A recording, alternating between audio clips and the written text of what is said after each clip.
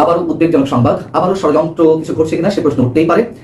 Dhaka medical college হাসপাতালে পরপর কয়েকটি ঘটনাকে কেন্দ্র করে চিকিৎসকেরা এখন সারা দেশে কমপ্লিট শাটডাউনের ঘোষণা দিয়েছে। গতকালকে যে স্টুডেন্টটা মারা গেছে উনি Bangladesh university of business and technology বিউবিটি বলা হয়, বিউবিটি স্টুডেন্ট, এবং যারা দুর্বৃত্তকারী ছিল, সরি তাদেরকে দুর্বৃত্তকারী বলছে কারণ তাদের আচরণ এরকম ছিল, এবং তারা বলেছে তারা স্টুডেন্ট, দুই একজন তাদের টিচার ছিল, সবাই খারাপ ছিল তা না, কিন্তু বেশিরভাগ খুব এগ্রেসিভ ছিল। আমরা কমপ্লিট শাটডাউন কর্মসূচির আহ্বান করছি। এই কমপ্লিট শাটডাউন ঘোষণাটার ভিতরে ডালমে কুচ কালা হে, এই ডাক্তারদের ভিতরে হাসিনার প্রেতাত্মা যারা আছে তাদেরকে চিহ্নিত করার জন্য এখন খুবই সম্মানিত দর্শক, আসসালামু আলাইকুম। নতুন একটা নিউজ ভিডিওতে আপনাদের জানাচ্ছি স্বাগতম। এইমাত্র পাওয়া তাজা এবং গরম খবর। প্রিয় দর্শক বন্ধুরা, ছাত্রলীগের পোলাপান দিয়ে কিন্তু হাসপাতালে হামলা করিয়েছে এমন তথ্য কিন্তু আমাদের সামনে এসেছে, এবং আজকের এই ভিডিওতে আপনারা বিস্তারিতের মাধ্যমে সেই সব ভিডিওগুলো দেখতে পারবেন। প্রিয় দর্শক বন্ধুরা, সেই সাথে দেখতে পারবেন আজকের এই ভিডিওতে জামায়াতবাদীর আমির হামজা কিন্তু বিএমপিদেরকে ধুচিয়া উড়িয়ে দিয়েছে এমন তথ্য কিন্তু আমাদের সামনে এসেছে, এবং বিএমপিদেরকে ছোট করে কথা বলেছে জামায়াতবাদীর আমির।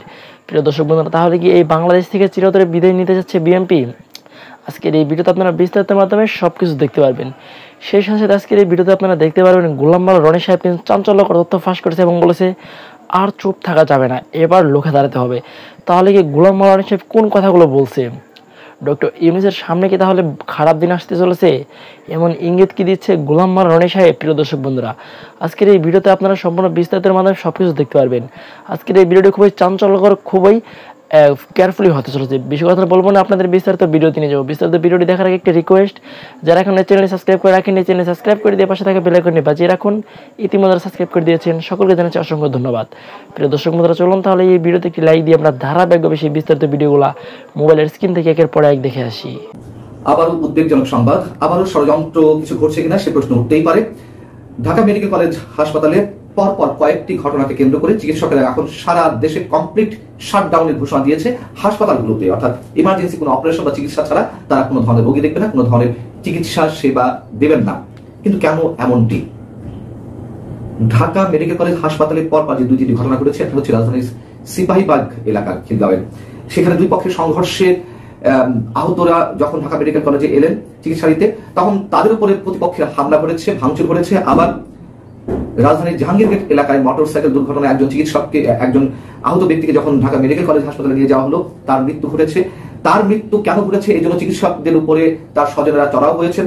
আবার বিষ পান করে মৌস অবস্থায় একজনকে ঢাকা মেডিকেল কলেজে নেওয়া হয়েছে, তারও মৃত্যু হয়েছে। কেন মৃত্যু ঘটলো? তার স্বজনেরা আবার ভাঙচুর চালিয়েছে।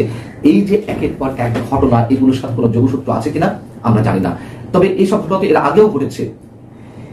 কিন্তু এই যে সিপাহীবাগ এলাকায় যে দুই পক্ষের সংঘর্ষে, সেই সংঘর্ষের ঘটনায় আহতরা মেডিকেল কলেজে চিকিৎসা দিতে গেলেন, তাদের উপর প্রতিপক্ষ এসে হামলা চালালো, এটা আনইউজুয়াল। এর পিছনে আসলে কোনো ষড়যন্ত্র আছে কিনা সেটি অবশ্যই দেখার বিষয়।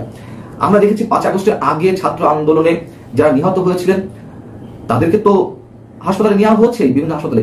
এমনকি যারা আহত হয়েছেন তারা যখন হাসপাতালে চিকিৎসা নিতে গিয়েছিলেন, তাদের উপরে ছাত্রলীগ যুবলীগের নেতাকর্মীরা হামলা চালিয়েছিল। একটা হাসপাতালে যুদ্ধকালীন অবস্থায় হামলা চালানো, যেখানে আন্তর্জাতিক বিধি বিধানের বিরুদ্ধে, আন্তর্জাতিক আইন বিরোধী, সেখানে আমরা দেখেছি ছাত্রলীগ যুবলীগের নেতাকর্মীরা আহতদের উপরে হামলা চালিয়েছিল।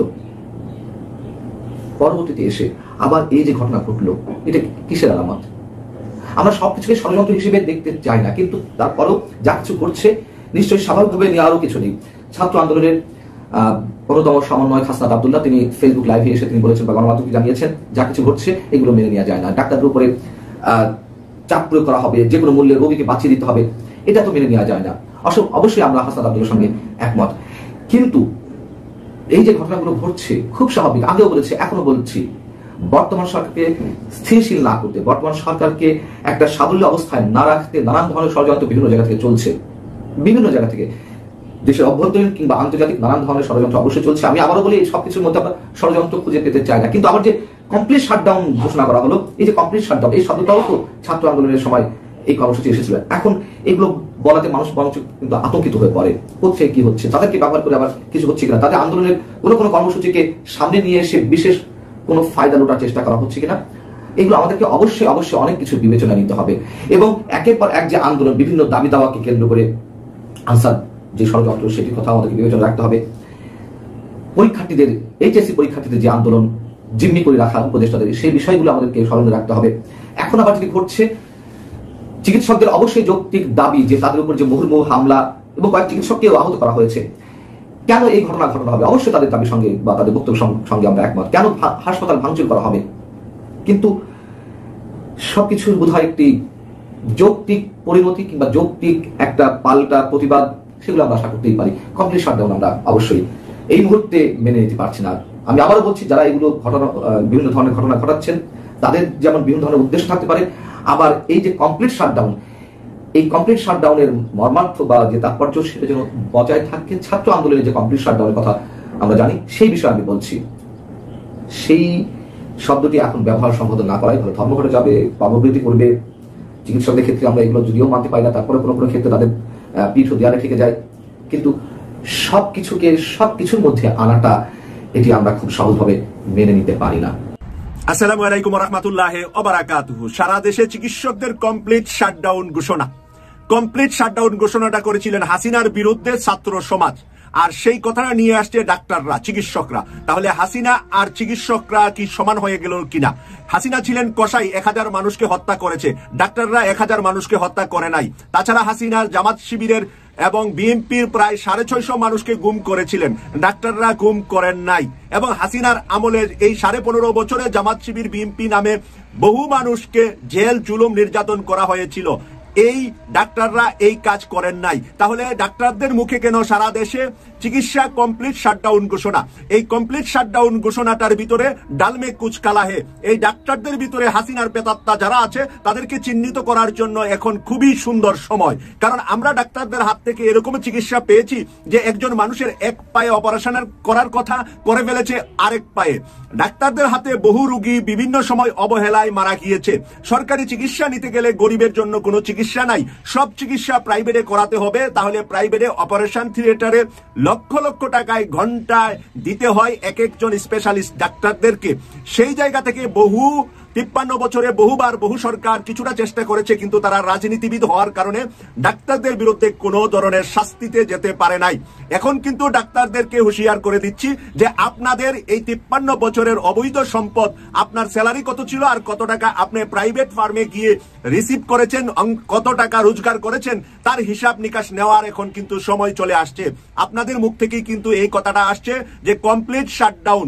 ডাক্তারের মুখ থেকে কমপ্লিট শাটডাউন আসতে পারে না, এটা কসাই বিরুদ্ধে কমপ্লিট শাটডাউন হয়, ডাক্তার কোনো কসাই নয়। আমি ঢাকা মেডিকেলে কি ঘটেছে তাই একটু আপনাদের সামনে ইত্তেফাক পত্রিকা থেকে পড়ে শোনাচ্ছি। ঢাকা মেডিকেল কলেজ হাসপাতালে গতকাল 31 আগস্ট রাতে বেসরকারি বিশ্ববিদ্যালয়ের শিক্ষার্থী দীপ্তর চিকিৎসা সেবায় অবহেলায় মৃত্যু হয়েছে অভিযোগ এনে ডাক্তারদের উপর হামলা করেছে শিক্ষার্থীরা। এর প্রতিবাদ জানিয়ে রাত থেকে ঢাকা মেডিকেল কলেজ চিকিৎসা সেবা বন্ধ রেখেছে চিকিৎসকরা। এতে করে ভোগান্তিতে পড়েছেন অনেক অনেক রোগীরা। আমি প্রিয় দর্শক, এখানে লিখেছেন রবিবার 1 সেপ্টেম্বর দুপুর 12:30টায় ঢাকা মেডিকেল কলেজ প্রশাসনিক গেটে ডাক্তার আব্দুল আহাদ এই ঘোষণা দেয়। ডাক্তার আব্দুল আহাদের পিকচার আমাদের থাম্বনেইলে দেওয়া আছে এবং বাংলাদেশের জাতীয় পত্রিকায় আজকে এসেছে। সে কোন ডাক্তার আব্দুল আহাদ, তার পরিচয় কি, সে চাকরি কিভাবে পেয়েছিল এবং সে সেই কোটার চাকরিজীবী কোনো ডাক্তার কিনা, তার 14 পুরুষের খবর নেওয়ার জন্য গোয়েন্দা সংস্থার কাছে অনুরোধ করছি। পাশাপাশি তার সাথে যাদের চেহারা আমরা দেখছি যে ডাক্তারদের শাটডাউনের জন্য ঢাকা মেডিকেলের মেইন গেটে সাংবাদিকদের সামনে এসে কথা বলেছে, সকলের পরিচয়টা একটু নেওয়ার জন্য আমি অনুরোধ করব আমাদের গোয়েন্দা বাহিনীকে। এবং আজকে আমরা এইমাত্র খবর পেলাম ডিএমবির নতুন গোয়েন্দা বিভাগের ডিবি প্রধান আরেকজন নতুন জয়েন করেছেন। নিশ্চয়ই ডক্টর ইউনূস স্যারের এই সরকার যাকে ডিএমবির গোয়েন্দা সংস্থার ডিবি প্রদান করেছেন, নিশ্চয়ই তিনি যোগ্য এবং সৎ মানুষ। আমি মনে করি পুলিশের মধ্যে যারা সৎ আছে তারাই ভালো ভালো চেয়ারে এখন বসেছেন। তাই উনাকে আজকে দায়িত্ব নেওয়ার পরে আমি অনুরোধ করছি ঢাকা মেডিকেলে কি ঘটেছে আর যেই ডাক্তাররা শাটডাউন ডেকেছে তাদের একটু তথ্য নেওয়ার জন্য। এখানে লিখেছে, এ সময় তিনি জানান দুপুর 2টা নাগাদ গেটে নিজের দাবি নিয়ে ব্রিফ করেন তারা। এ সময় সেখানে গণজমায়েতে ডাকা হয়েছে বলে জানান ডাক্তার আব্দুল আহাদ। গণজমায়েতে ডাক দিয়েছে ডাক্তার আব্দুল আহাদ, তোমরা ফুটপাতের রাজনীতি করতে এসেছো ঢাকা মেডিকেলে সরকারের বিসিএস ক্যাডার হয়ে। এটা এখন কোন সরকার আছে ক্ষমতায়? এখন তো আওয়ামী লীগ নাই, বিএনপি নাই, জাতীয় পার্টি নাই, জামাত কখনো ছিল না সরকারে। তাহলে সরকারে এখন কেউ আছে যে তোমরা সরকারি? সবাই অনুভব করছেন যে আগামী দিনটা এক জালিমের হাত থেকে আরেক জালিমের হাতে যাওয়া উচিত, এবং ইদানিং আমাদের বক্তব্যের ব্যাপারে স্পষ্ট আমরা সতর্ক করে দিয়ে বলছি যে এমন যেন না হয় যে আমরা একটা জালিমের হাত থেকে ঠিকই মুক্তি পেলাম, আরেকটা জালিমের হাতে গিয়ে আমরা পড়লাম, এমন যেন না হয়, যা থেকে সতর্ক থাকতে। এক জালেমদের হাত থেকে অন্য জালেমদের কাছে যেন বাংলাদেশ না যায়, এজন্যই সতর্ক করছিলেন জামাতের আমির শফিকুল ইসলাম সাহেব। তো এক জালেম তো বলা হচ্ছে আওয়ামী লীগকেই, তো আরেক জালেম কারা নাম না নিলেও বোঝাই যাচ্ছে তিনি বিএনপির উদ্দেশ্যে এই বক্তব্যটা দিয়েছেন বাংলাদেশের মানুষকে সতর্ক থাকার জন্য। দর্শক, নির্বাচনকে কেন্দ্র করে যখন একটা সময় প্রায় লম্বা একটা সময় ধরে বন্ধুত্ব ছিল, জোট ছিল, একসাথে ক্ষমতা হয়ে গিয়েছিল, কিন্তু এখন আওয়ামী লীগের বিপরীতে মানে সামনে যে নির্বাচন হতে যাচ্ছে, Awami league one kind of এখান থেকে বয়কট হয়ে যাচ্ছে। তো যেই দুইটা দল এই মুহূর্তে ক্ষমতায় যেতে পারে বা প্রধান বিরোধী দল হতে পারে যদি আওয়ামী লীগ নির্বাচনে না আসে, তাহলে সেটা হচ্ছে বিএনপি এবং জামাত। এখন বর্তমানে আসলে বাংলাদেশ বা আমরা আগামীর বাংলাদেশ যেটা দেখতে চাচ্ছি, যে চাঁদাবাজি থাকবে না, ছিনতাই থাকবে না, দলীয় ব্যানারে টেন্ডারবাজি, এলাকাতে মানুষের জায়গা সম্পত্তি, বিভিন্ন জায়গায় সিএনজি স্ট্যান্ড, বালুর স্ট্যান্ড, এই স্ট্যান্ড সেই স্ট্যান্ড যেগুলো আছে, মানে ফুটপাত, হকারদের কাছ থেকে লুটপাট, বিভিন্ন জায়গায় চাঁদাবাজি, এই কাজগুলা যেটা বাংলাদেশে আমরা দীর্ঘদিন দেখছি। এখন এই কাজগুলো আসলে কোন দল ক্ষমতায় গেলে, যারা জামাত আছেন তারাও কমেন্ট করবেন না, যারা বিএনপি আছে তারাও কমেন্ট করবেন না, শুধুমাত্র যারা এই দুটো দলের বাহিরে আছেন আপনারা কি মনে করেন যে যদি জামাত আসলে রাষ্ট্র ক্ষমতায় বসে তাহলে কি এগুলা বন্ধ হবে, নাকি বিএনপি যদি রাষ্ট্র ক্ষমতায় বসে এগুলা বন্ধ হবে? আবার আসেন, আওয়ামী লীগ সরকারের পতনের পর বিএনপি এবং জামাতের মধ্যে একটা যুদ্ধ শুরু হয়েছে, এটা আমরা যদি বলি কোল্ড ওয়ার। আর এই কোল্ড ওয়ারে জামাতের পরিকল্পনার কাছে অসহায় বিএনপি। ইভেন জামাত তাদের দলীয় নেতাকর্মীদেরকে যেভাবে চেইন অফ কমান্ডের মাধ্যমে কন্ট্রোল করছে, বিএনপি কিন্তু সেই ক্ষেত্রে অনেকাংশেই ব্যর্থ হচ্ছে। গত 18-20 দিন সোশ্যাল মিডিয়া প্ল্যাটফর্ম অথবা আমাদের মূলধারার গণমাধ্যমগুলোর যে নিউজগুলো দেখছি আমরা, ঠিক গত 5ই আগস্টের আগে বিভিন্ন সময় যেগুলো দেখতাম ছাত্রলীগ, যুবলীগ, আওয়ামী লীগকে নিয়ে, ঠিক একই ধাঁচের নিউজ এখন শুরু হয়েছে যুবদল, ছাত্রদল বা বিএনপির যারা মূলধারা রাজনীতি করছেন বিভিন্ন জায়গায়।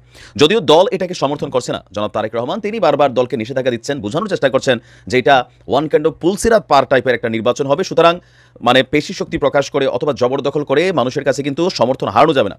কিন্তু অলরেডি আমরা যদি গণমাধ্যমের কমেন্টগুলো দেখি বা নিউজগুলো দেখি, সেখানে বিএনপি বাংলাদেশের বিভিন্ন জায়গায় তাদের দলীয় নেতাকর্মীরা, ধরেন 5% নেতাকর্মী বিভিন্ন জায়গায় কিন্তু অপকর্ম চালিয়ে যাচ্ছে, ইভেন মার্ডারও হয়ে গেছে ক্ষমতায় না আসার আগেই এই ক্ষমতাকে পুঁজি করে, যে এলাকাতে কার দল প্রভাবে থাকবে, কে এলাকার সিন্ডিকেটটা তৈরি করবে, এগুলো নিয়ে।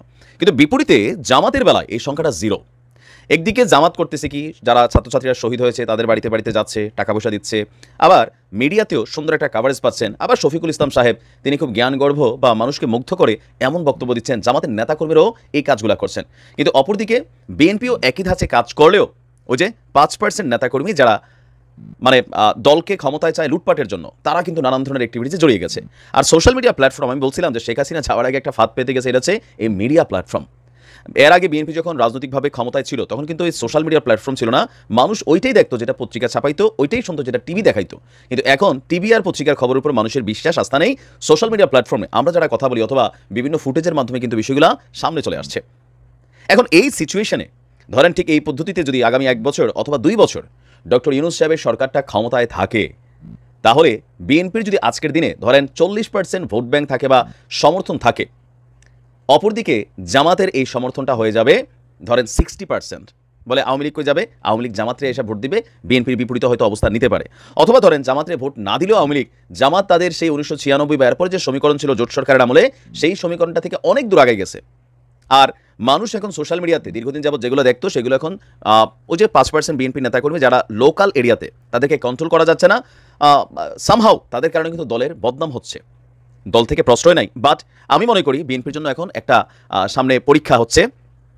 আওয়ামী লীগের সময় আমি একই কথা বারবার বলছি যে যখন কোনো নেতাকর্মী অন্যায় করে দলের কমান্ড শোনে না, সেই ক্ষেত্রে আপনি তারে আইওয়াস, ওই যে মানে পুলিশের মধ্যে আছে বা সরকারি চাকরিজীবীদের মধ্যে আছে সাময়িক বরখাস্ত, এটা আসলে কোনো বরখাস্তই না, ওএসডি, সে সকল সুযোগ সুবিধা পাচ্ছে আর আরামে ঘরে বসে বসে বেতন পাচ্ছে।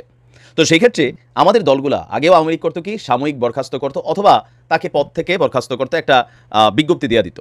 কিন্তু দায়িত্ব ছিল কি, মানুষ কোনটা দেখতে চায়, যে যেই ব্যক্তিটা অন্যায় করতেছে তাকে আইনের হাতে তুলে দেওয়া।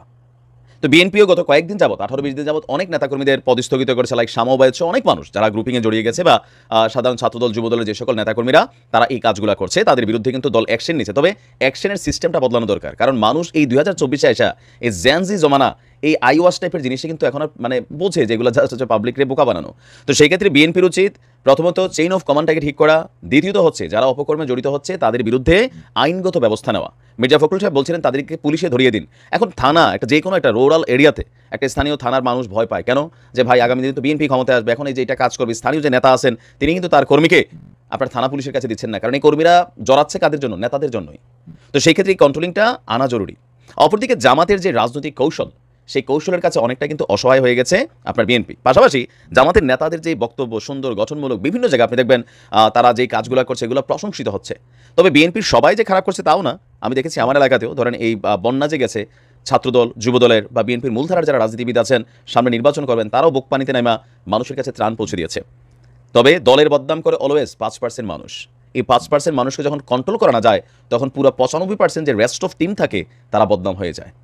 ছাত্রলীগকে বদনাম করা মানুষের সংখ্যা হাতে গোনা কয়েকজন, কিন্তু পুরো ছাত্রলীগ বদনাম হয়ে গেছে। তো এই মুহূর্তে আগামী নির্বাচনটাকে কেন্দ্র করে জামাত এবং বিএনপির মধ্যে দীর্ঘদিনের যে বন্ধুত্ব, এটার অবসান ঘটলো। পাশাপাশি এতদিন আওয়ামী লীগ বিএনপি যেরকম বক্তব্য দিত, আওয়ামী লীগ জামাতকে নিয়ে যে বক্তব্য দিত, এখন বিএনপি এবং জামাত পাল্টাপাল্টি ওয়ান কাইন্ড অফ বক্তব্য কিন্তু শুরু হয়ে গেছে। তা আপনি কি ভাবছেন যে কোন পথে যাচ্ছে জামাতের রাজনীতি বা বিএনপির রাজনীতি? জামাতের যতটুকু ভোট ব্যাংক এটা যথেষ্ট না ক্ষমতায় যাওয়ার জন্য, বাট এই পরিস্থিতি চলতে থাকলে জামাত সেই সক্ষমতা অর্জন করে ফেলবে। আপনি কাকে রাষ্ট্র ক্ষমতায় চান? এই মুহূর্তে বাংলাদেশের যে রাজনীতি, এখানে দায়িত্ববান যারা লোকজন রয়েছেন সমাজের বিভিন্ন স্তরে, তাদেরকে দল মত এবং ব্যক্তিগত রাগ বিরাগের ঊর্ধ্বে উঠে বুলন্দ আওয়াজ নিয়ে কথা বলতে হবে। দেশের যে প্রকৃত সমস্যা, সেই সমস্যাগুলো তুলে ধরতে হবে। আর দেশে যে একটি অন্তর্বর্তীকালীন সরকার, সেই সরকারের সমালোচনার পাশাপাশি তাদেরকে সুপরামর্শ দিয়ে তাদের দিকে সহযোগিতার হাত যদি না বাড়ানো হয়, এই সরকারের পক্ষে কোনো অবস্থাতেই ভালো ফলাফল করা সম্ভব নয়, টিকে থাকাও সম্ভব নয়, এবং সরকারের বিপদ বিপত্তি বাড়তে থাকবে। এখানে আমাদের তরুণ ভাইয়েরা বোনেরা যে অপরিসীম আত্মত্যাগ এবং সাহস দেখিয়ে এটি গণঅভ্যুত্থানের নেতৃত্ব দিয়েছেন, আমাদের অনেকের 15 বছরের সুদীর্ঘ সংগ্রাম, সেই সংগ্রামের যে পূর্ণতা, সেই পূর্ণতা তরুণদের হাত ধরে হয়েছে। এবং আজকে তারা অনেকেই উপদেষ্টা হয়েছেন, অনেকে সমন্বয়ক হয়েছেন, অনেকে সেলিব্রিটি হয়েছেন, কিন্তু আমি নিশ্চিত তারা যখন রাজপথে ছিলেন তাদের কারোর মধ্যেই কোনো লোভ ছিল না, লালসা ছিল না। প্রকৃতি তাদেরকে আজকের এই জায়গাতে নিয়ে এসেছেন। তারা সত্যিকার অর্থে একটা আদর্শ নিয়ে আন্দোলন করেছিলেন এবং জীবনের মায়া ত্যাগ করেছিলেন। এই জন্য আল্লাহ রাব্বুল আলামিন তাদেরকে বরকত দিয়েছেন। দ্বিতীয় কারণ হলো যে রাজনীতিবিদ আমরা যারা আছে, আমাদের মধ্যে অনেক ভুল থাকে, ভ্রান্তি থাকে, লোভ থাকে, লালসা থাকে, পাপ থাকে, তাপ থাকে, এবং বিভিন্ন রকম মুনাফিকি থাকে, বেঈমানি থাকে, বিশ্বাসঘাতকতা থাকে। ফলে বিজয় হয়ে হয়ে অনেক সময় আমাদের ভুলের কারণে হয়নি। কিন্তু এই যে কোমলমতি যারা কিশোর কিশোরী, যুবক যুবতী রাজপথে গিয়ে এসেছেন, এবং সাধারণ গৃহবধূ থেকে বুদ্ধিজীবী, শিল্পী, সাহিত্যিক, সংস্কৃতি, মানে কে না এসেছে এখানে। 6 বছরের শিশু থেকে শুরু করে 80 বছর 90 বছরের বৃদ্ধ বৃদ্ধা এসেছেন। সিনেমার নায়ক থেকে শুরু করে একেবারে ঝাড়ুদার পর্যন্ত, রিক্সাওয়ালা পর্যন্ত সবাই এখানে একাত্মতা ঘোষণা করে এই যেমন একটি বিজয় নিয়ে এসেছেন। তাদের কারোর মধ্যে মুনাফিকি ছিল না, লোভ ছিল না, লালসা ছিল না, মন্ত্রী এমপি হওয়ার কামনা বাসনা ছিল না, টিআর কাবিকা চাঁদাবাজিতে ধান্দাবাজি করার কোনো তাদের ইচ্ছা ছিল। ফলে তাদের প্রচেষ্টার প্রতি আল্লাহ রাব্বুল আলামিনের যে দয়া এবং করুণা ছিল এবং বরকত ছিল। এর জন্য আমরা এরকম একটি অবিস্মরণীয় বিপ্লবের আমরা অংশীদার হতে পেরেছি।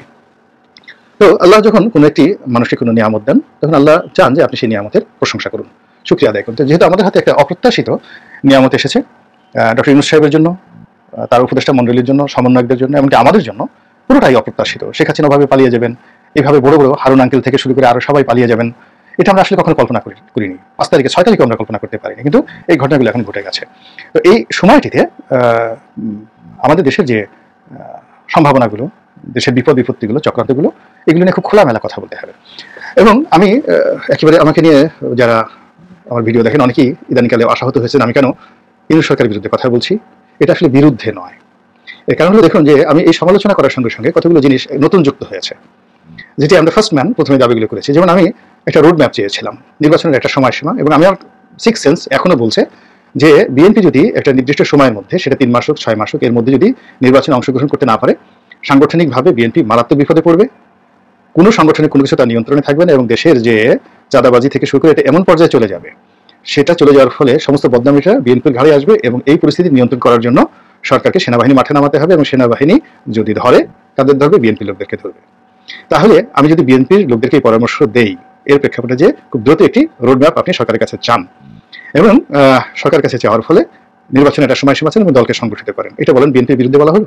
আচ্ছা, ডক্টর মোহাম্মদ ইউনূসের সম্পর্কে আমি যদি কথাটা বলি, আপনারা যারা তার সঙ্গে মিশেছেন, তিনি শিশুর মতো সরল, এবং তিনি তার পেশাতে অর্থনীতিতে তিনি বারবার বলেছেন যে আমি এখান থেকে চলে যেতে চাই, এবং অর্থনীতি থেকে যাকে বলা হয় আমি আমার কর্মকাণ্ডের মধ্যে আমি সুখ শান্তিতে আছি। এবং তার এই সময়ের মধ্যে এই 5 তারিখের আগ পর্যন্ত 1 নম্বর টেনশন ছিল মরণের আগে তার মামলা মোকদ্দমাগুলোর একটা দফারফা হোক, আর তার ভয় ছিল যে মরণের আগে তিনি জেলে যান কিনা, এই দুটো ভয়।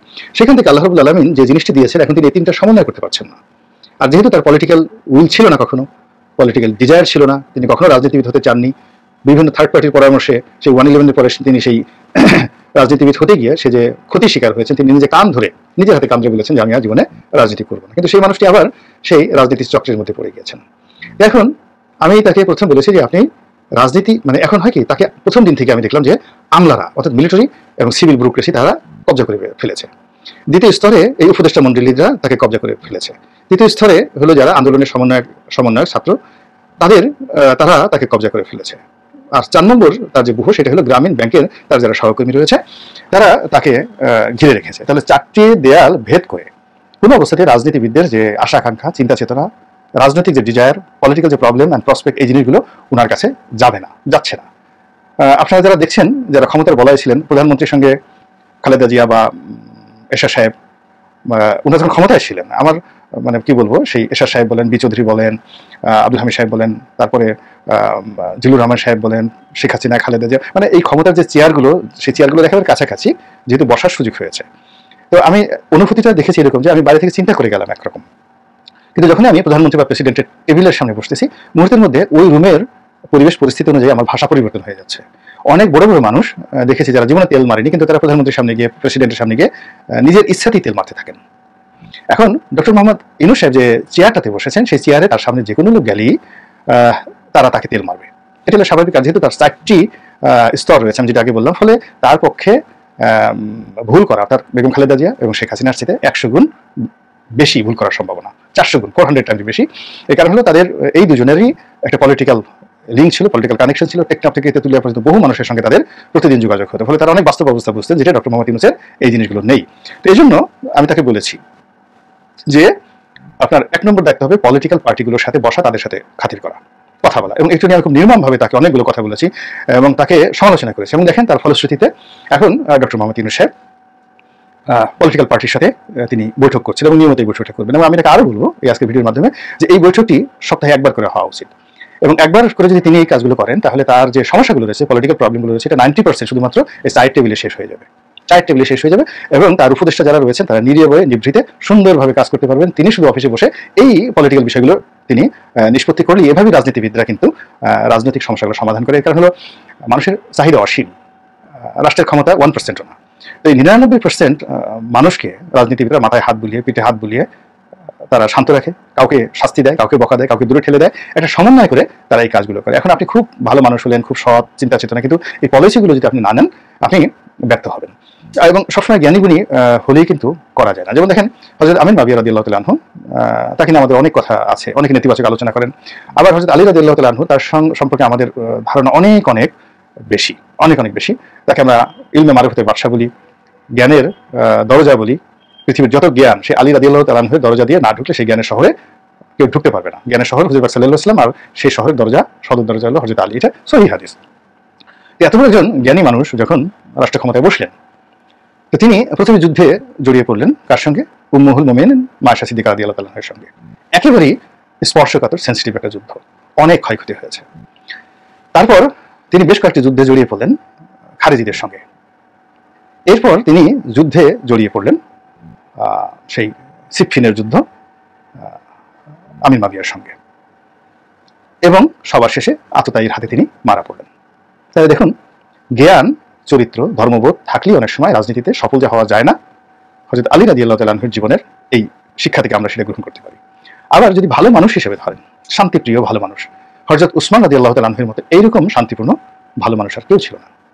তো তিনি তার শাসনের অর্ধেকটা সময় এই ভালো মানুষই দিয়ে সুন্দরভাবে তিনি চালিয়েছেন, কিন্তু তার আপন আত্মীয় স্বজন, দুষ্ট লোকেরা তাকে এমনভাবে ঘিরে ধরেছিল, ফলে শেষ 6টি বছর তাকে মারাত্মক বিপদ বিপত্তির মধ্য দিয়ে, অশান্তির মধ্যে দিয়ে চলতে হয়েছে, এবং শেষে তিনি শাহাদাত বরণ করেছেন।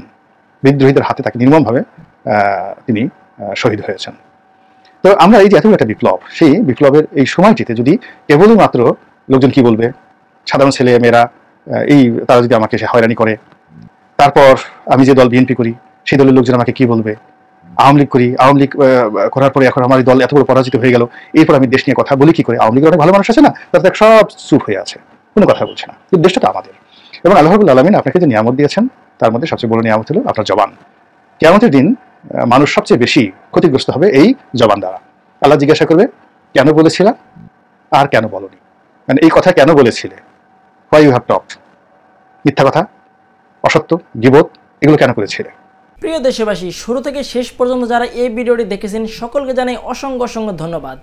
যারা এরকম নিউজ ভিডিও পেতে পছন্দ করেন তারা অবশ্যই এই চ্যানেলটি সাবস্ক্রাইব করে পাশে থাকা বেল আইকনটি বাজিয়ে দিবেন। যারা এখন এই ভিডিওটি শেয়ার করেননি, এই ভিডিওটি দ্রুত শেয়ার করে সকলকে দেখার সুযোগ করে দিন। আজকের মতন এই পর্যন্ত, দেখা হচ্ছে পরবর্তী কোনো ভিডিও নিয়ে ইনশাল্লাহ।